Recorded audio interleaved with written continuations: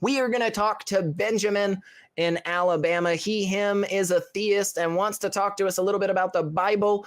So, hey, Benjamin, you are on with Armin Navabi and Secularity. What you got? Hey, so I talked to the Talk Heathen earlier today, and I called in last week. And I just thought that I would talk about the history of the Bible and the problems that are in the Bible, contradictions and all that good stuff. I also thought that just real quick, Benjamin. So we don't have a shit ton of time, right? We've been doing the show for a while now, so we can't go through the whole history of the Bible. Are there like a couple of specific points you want to point out, like these things make me believe that it's more true, or like these things make me think that the Catholics are wrong, or I don't know. Is there like a specific focus on the Bible history there? So my take on it is, so I know a lot of the history of the Bible. I know about the church got involved, burned half the books, and changed up a bunch of stuff. And so I believe in God, but it's not because of the Bible. It's just because of my own personal beliefs. And then half the stuff that I would be more interested in talking about that, because we would like. Yeah. Would you be interested in talking about that more? Because the Bible being wrong and all, like we will just agree with you. And you think so? We think so. Sure. Let's talk about what you said you believe in God, but it doesn't come from the Bible. Where does it come from? Where does your version of God come from? Well, so personal experiences and actually, and from the past, really, because my version of my belief system actually hasn't been around for a very long time. So I think that limbo exists. I think that heaven exists. I think that hell exists. I think that Lucifer is actually the good guy, somewhat. But none of this is coming from the Bible? Well, I mean, some of it does, but then a lot of the stuff, like the old books that got threw out, but by the church. But then is God the bad guy? If Lucifer is a good guy, is God the bad guy, or are they just on the same team? A little of both. So I think God isn't all good. I think there's some bad there too. How are you coming to these determinations, Benjamin? Like, how are you coming to this determination that God is real, but like isn't as cool as they make him seem in the Old Testament? This is some early Christianity stuff. Well, in the Old Testament, he wasn't cool at all. He was more evil in the Old Testament than he is in the New Testament. Yeah, sure. But how are you coming to the determination that the Yahweh character they're talking about is like actually a bad guy when they're like, man, he's really good? Well, actually, there's a version of the Bible that was done, I believe, in the 4th century that actually painted God as the bad guy, but the churches got rid of it because it contradicted the Gnosticism. And they also this is some Gnostic belief. The Gnostic well, stuff. how do you? But I mean, this is interesting. So I'm torn between like asking you why you believe in these things, or just continue asking you what you believe in, because I don't know which one I would be more interested in. I know, because I'm fascinated just like on what you believe in and of itself, because especially because like you started off by saying like, yeah, man, the Bible's kind of got all these problems, and I know that it was, you know, kind of hodgepodge put together by a bunch of people all over the world after the fact, all that jazz. So it sounds like you don't accept the Bible as being a good source of you know, factual information, but then very quickly he goes back into basically saying like the Bible is where I get this the stuff Bible from. Has been corrupted. Like not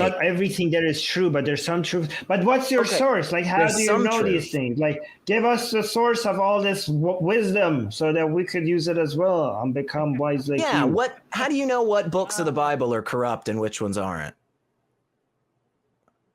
Well, just based on history, and also my life experiences, and just knowledge. Like, give me a life experience that made you believe Lucifer was the good guy and God was like both evil and good. It seemed like he had a character arc, like he started bad and then he learned his lessons and then he became better throughout. Any good fiction has their characters kind of change and develop over time. So otherwise they get boring. So yeah, what's that life experience?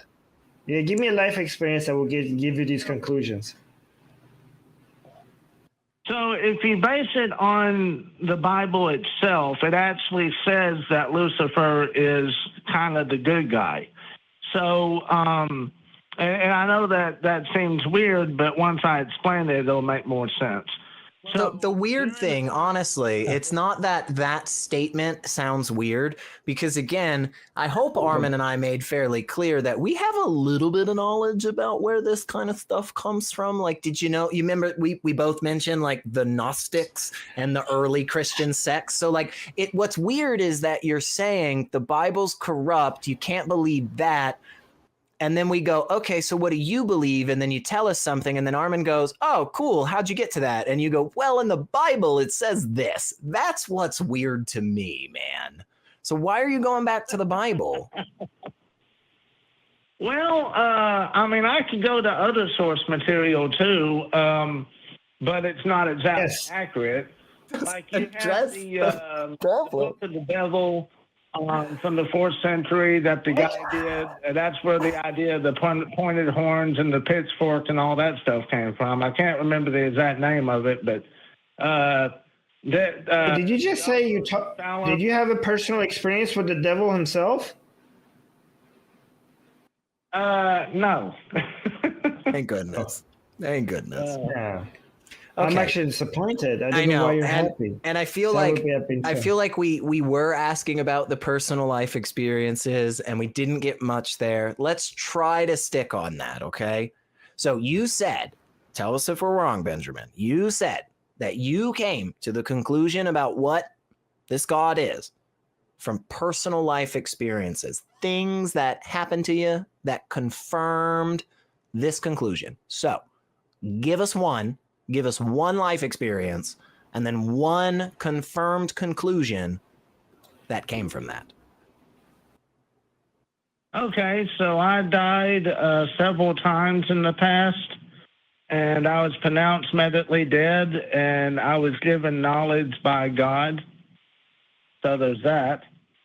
Okay, so let's just stick. Hold up. Let's just stick You should right have there. lived with that. You have died and have been given knowledge by God, and that was not your opening. Yeah, literally.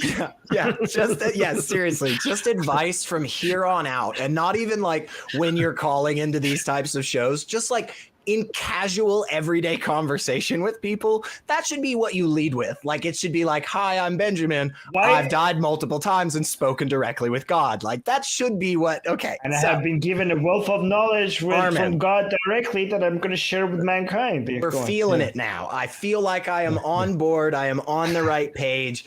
What do you think about that life experience? Is that a good reason to believe something? Is that a bad reason? What is it? I think it's sufficient. Why would that be sufficient? Hold up. Why would that experience be sufficient? Well, because reality is what you can see, taste, and touch. Is it? When I've had these... Is that all that reality is? Because I've never seen, tasted, or touched any wombats in my life, but they're definitely a part of reality. Now I'm just wondering what God tastes like. That is a good question. What does God taste like? I'm going to say Rocky Road ice cream. But, okay. Armin, what do you think of this experience? Is this a good experience?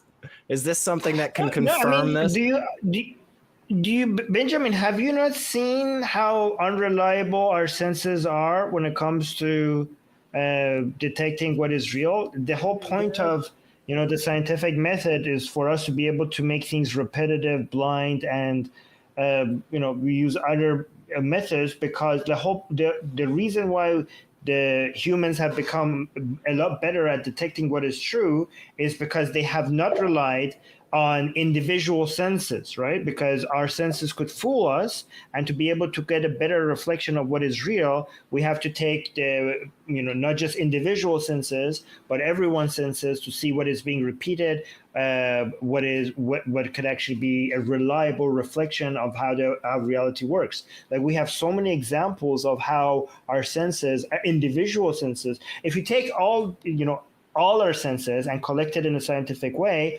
and try to figure out a model to explain all our senses, then you actually get to reliable theories about reality that we know they are more reliable because they have predictive power, they have explanatory power. But when it comes to our individual senses of trying to understand what reality is, you don't get any of the characteristics of an understanding of the universe that has those powers. Like, none of the theories that comes from individual senses gives us predictive power, explanatory power, or passes Occam razors, or a lot of other metrics that we associate with theories that are closer to the truth. So you using your individual senses to come up with an understanding of what is reality has historically been one of the most unreliable ways of doing that. Have you not? You say you have been studying history. You should have seen how random of a conclusion, how contradictory of a conclusion people come up with when it comes to explaining reality when they rely just on their individual senses. So let me ask you something. I was going to point out the fact that scientific method is insufficient to study reality, because it comes to different conclusions at different points in time, and it can't study anything that is not of the natural realm. But let me ask you something. Do you think that what do you think is the correct answer for Christianity? There's hundreds of denominations.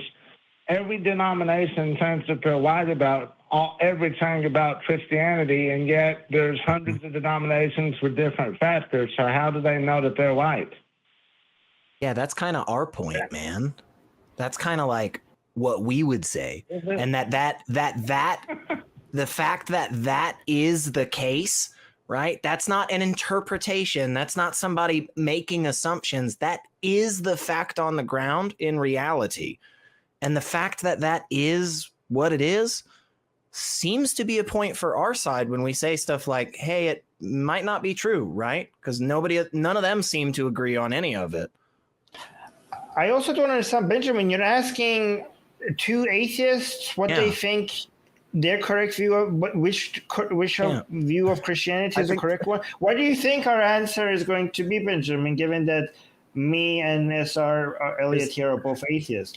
Which one do you think we're going to... Here's the most correct view of Christianity you can have. Look at that book right there. Just beautiful. I don't know if you can see that now, Benjamin, but it's a blank fucking book. So yeah, that's the most correct view of Christianity.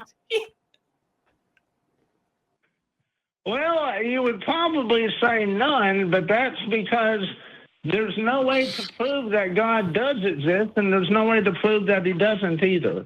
Okay, so why do you believe then? Thank you, Armin. Thank you. Go ahead, Benjamin. If there's no way to prove that God does exist, why do you accept the conclusion that God exists? Help us. Why are you making our points for us? That's exactly what we would say. Go on.